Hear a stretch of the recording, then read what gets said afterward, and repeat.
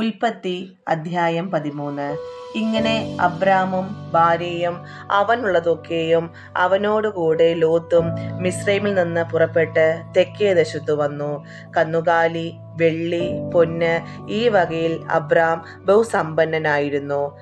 അവൻ തൻ്റെ യാത്രയിൽ തെക്കുനിന്ന് ബേതേൽ വരെയും ബേതേലിനും ഹായിക്കും മധ്യേ തനിക്ക് ആദിയിൽ കൂടാരം ഉണ്ടായിരുന്നതും താൻ ആദിയിൽ ഉണ്ടാക്കിയ യാഗപീഠം ഇരുന്നതുമായ സ്ഥലം വരെയും ചെന്നു.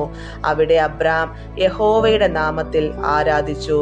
അബ്രാമിനോട് കൂടെ വന്ന ലോത്തിനും ആടുമാടുകളും കൂടാരങ്ങളും ഉണ്ടായിരുന്നു. അവർ ഒന്നിച്ച് പാർക്കുവാൻ തക്കവിധം ദേശത്തിന് അവരെ വഹിച്ചു കൂടായിരുന്നു. സമ്പത്ത് വളരെ ഉണ്ടായിരുന്നത് കൊണ്ട് അവർക്ക് ഒന്നിച്ചു പാർക്കുവാൻ കഴിഞ്ഞില്ല. അബ്രാമിന്റെ കന്നുകാലികളുടെ ഇടയന്മാർക്കും ലോത്തിന്റെ കന്നുകാലികളുടെ ഇടയന്മാർക്കും തമ്മിൽ പിണക്കമുണ്ടായി. കനാന്യരും പെരിസ്യരും അന്ന് ദേശത്ത് പാർത്തിരുന്നു. അതുകൊണ്ട് അബ്രാം ലോത്തിനോട്, എനിക്കും നിനക്കും എൻ്റെ ഇടയന്മാർക്കും നിന്റെ ഇടയന്മാർക്കും തമ്മിൽ പിണക്കമുണ്ടാകരുതേ. നാം സഹോദരന്മാരല്ലോ. ദേശമെല്ലാം നിന്റെ മുമ്പാകെ ഇല്ലയോ? എന്നെ വിട്ടുപിരിഞ്ഞാലും നീ ഇടത്തോട്ടെങ്കിൽ ഞാൻ വലത്തോട്ട് പോയിക്കൊള്ളാം, നീ വലത്തോട്ടെങ്കിൽ ഞാൻ ഇടത്തോട്ട് പോയിക്കൊള്ളാം എന്ന് പറഞ്ഞു.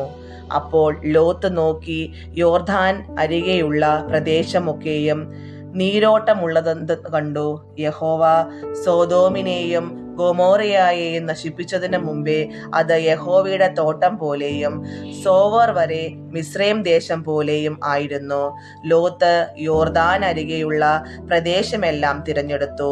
ഇങ്ങനെ ലോത്ത് കിഴക്കോട്ട് യാത്രയായി. അവർ തമ്മിൽ പിരിഞ്ഞു. അബ്രാം കനാൻ ദേശത്ത് പാർത്തു. ലോത്ത് ആ പ്രദേശത്തിന്റെ പട്ടണങ്ങളിൽ പാർത്ത് സോദോം വരെ കൂടാരം നീക്കി അടിച്ചു.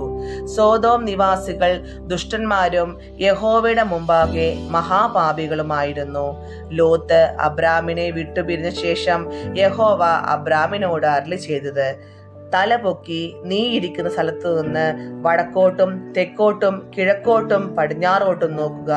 നീ കാണുന്ന ഭൂമിയൊക്കെയും ഞാൻ നിനക്കും നിന്റെ സന്തതിക്കും ശാശ്വതമായി തരും. ഞാൻ നിന്റെ സന്തതിയെ ഭൂമിയിലെ പൊടി പോലെയാക്കും. ഭൂമിയിലെ പൊടി എണ്ണുവാൻ കഴിയുമെങ്കിൽ നിന്റെ സന്തതിയെയും എണ്ണാം. നീ പുറപ്പെട്ട് ദേശത്ത് നെടുകയും കുറുകയും സഞ്ചരിക്കുക. ഞാൻ അത് നിനക്ക് തരും. അപ്പോൾ അബ്രാം കൂടാരം നീക്കി ഹെബ്രോനിൽ മപ്രയുടെ തോപ്പിൽ വന്നു പാർത്തു. അവിടെ യഹോവയ്ക്ക് ഒരു യാഗപീഠം പണിതു.